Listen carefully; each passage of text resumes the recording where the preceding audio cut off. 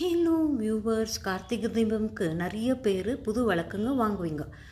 இது மாதிரி ஒரு டிப்பு சொல்கிறேன் பாருங்கள். விளக்கு வாங்குறப்போ சென்டர் பீஸ் இது மாதிரி ரவுண்டாக இருக்கிற மாதிரி வாங்குங்க.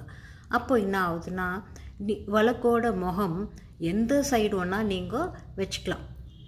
பாருங்கள், இது 5 சைடுமே நீங்கள் ஒரு வாரம் ஒரு சைடுன்ட்டு விளக்கேற்றலாம்.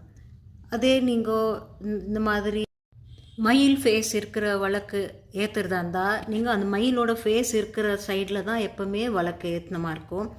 ஸோ மீதி சைடெல்லாம் யூஸ் ஆகாமல் ஒரே சைடு யூஸ் ஆகி ஓட்டை விழுறதுக்கு ஆரம்பிக்கும்.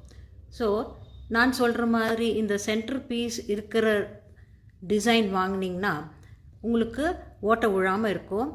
எந்த சைடில் விளக்கு ஏற்றுறீங்களோ அந்த இடத்துல ஒரு பொட்டு ஒட்டை வச்சுருங்க. ஸோ நெக்ஸ்ட் வீக்கு அந்த பொட்டை நெக்ஸ்ட் இதுக்கு ஷிஃப்ட் பண்ணி இது மாதிரி மாற்றி யூஸ் பண்ணுறதுனால விளக்கு ரொம்ப வருஷம் உங்களுக்கு நல்லா இருக்குங்க.